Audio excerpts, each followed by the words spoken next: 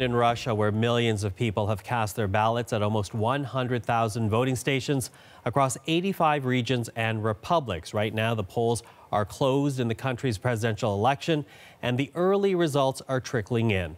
With that, let's go to CBC News' Moscow correspondent Chris Brown. He's tracking the latest developments for us. He joins us in Moscow. So already, Chris, we're getting some indication of the results. What can you tell us?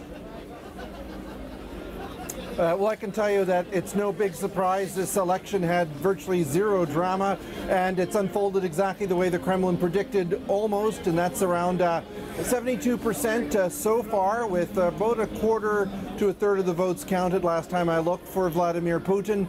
Slightly lower than hoped for voter turnout of around 60%.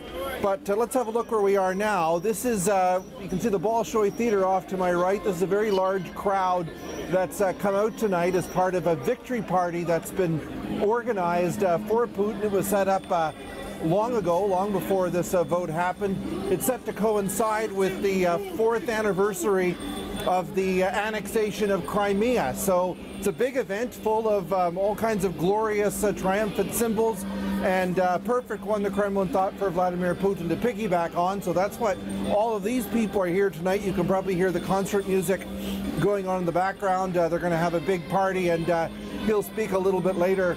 It's a cold, cold night here, but they have managed to get many, many thousands of people out. Michael. So that's the reaction around you, but what other type of reaction are you hearing so far?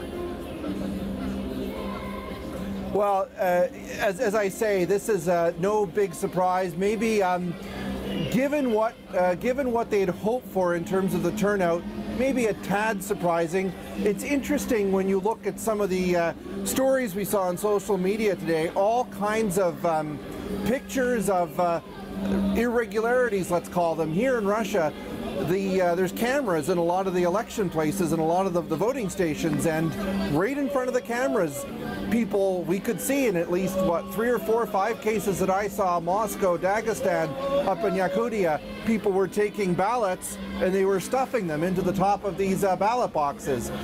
We saw some other examples alleged by Alexei Navalny, where people found a bunch of ballots that were already filled out with Putin's name in it, that they were just outside in the garbage. We also heard stories of government workers being driven around in some places in a car to different polling stations to vote, and yet, in spite of that, we saw the voting turnout was lower than 60%, just a tad. So if there's any concern tonight, I'm not sure there really is going to be, but if there was, that would probably be it for the Kremlin. What will another term for Vladimir Putin mean for Russia? Well, first of all, this is not a surprise. It's not a day of surprises for Russia.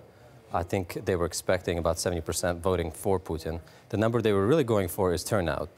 They wanted 70% turnout as a referendum on Putin's legitimacy, and it doesn't look like they've reached that target. As far as the next few years, I think when it comes to domestic policy, we'll see more of the same, unfortunately. Putin has not been campaigning as a reformer, you might imagine. He has not even mentioned the word reform in his last big speech, State of the Union. So I think domestic policy will be predictable. Isolationism, protectionism, etc. Now, when it comes to foreign policy, this is where things become really unpredictable for the next few years. As we've seen over the past few years, Russia is totally willing to break the rules of the game when it comes to foreign affairs. And that might continue to be the case, unfortunately. Well, let me pick up on that point, because we have seen a very emboldened Putin as his term in office has gone on. We've already seen the annexation of Crimea from Ukraine. We have seen the Putin supporting the Assad regime in Syria. Just a couple of weeks ago, if all reports are correct, the poisoning of Sergei Skripal in Salisbury, not to mention the election meddling in the U.S. presidential election. So what does this mean for the Western world in terms of how Russia might exert itself on the international stage with another Putin victory? Well, Russia has been acting increasingly assertively on the foreign stage, and that's partly because Putin's domestic audience likes that. In fact, part of the big reason why he's getting 70%, it's not just propaganda. It's not just because he's excluding opposition candidates, which he is, but partly it's because they feel that he can really take the country on a course that brings them to the status of a great power. So in terms of what we can expect, I think we can expect more assertion, more brazenness of Russian interest, as we saw in England just recently. I think Putin feels that He will not be seriously checked by anybody. At least it doesn't look like at this point. So if that's the case, he will continue to probe for signs of weakness. And unfortunately, we'll be in for a few more years of Russian belligerence. Russian belligerence, and of course the concern in at least Western liberal democracies is that Russia could play a destabilizing force even on the domestic front, as we saw with the U.S. election. Questions about collusion, questions about Russian involvement in the U.S. presidential campaign. How do Western liberal democracies respond to what we're seeing now in Russia?